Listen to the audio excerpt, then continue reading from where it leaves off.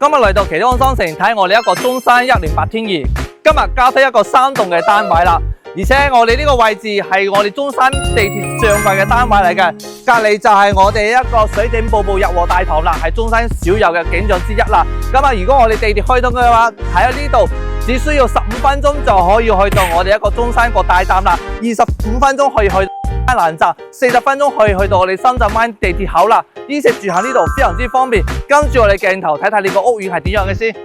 OK， 咁入到我哋呢個屋苑啦，睇翻我呢度嘅咁大指示牌咧，就係告知我哋嘅客戶幾嘅方式可以去到我哋呢個中山嘅108公寓嘅。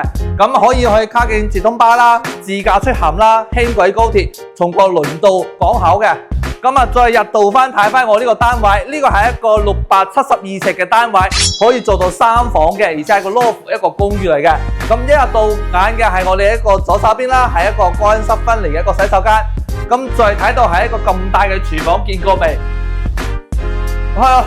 麻雀雖小，五臟俱全，而且呢個係放咗4到6人玩嘅一個餐桌。佢呢個仲大一個露台喎，你相信嘛？咁啊，呢個客廳咧都好開揚嘅。放到一個6到8人嘅梳化位嘅，而且我哋呢個樓下都有一間房嘅喎，係啊，呢間房都可以做一個使用嘅。咁啊，一樓嘅介紹完啦，咁我哋睇翻個2樓啦。好，咁啊上到2樓啦，咁呢度係其中嘅一間房，都可以放一個1米到1.5米床嘅。咁啊呢個位置做一個鏤空玻璃啦，乾時採光通風都好實滿嘅，而且佢呢個中空吊頂有7米高嘅。咁啊睇翻我呢個主人房啦。呢個主人房係一個套間嚟嘅，咁呢間床可以做到3邊6床位，非常之舒服。呢個洗手間都做咗一個乾濕分離嘅。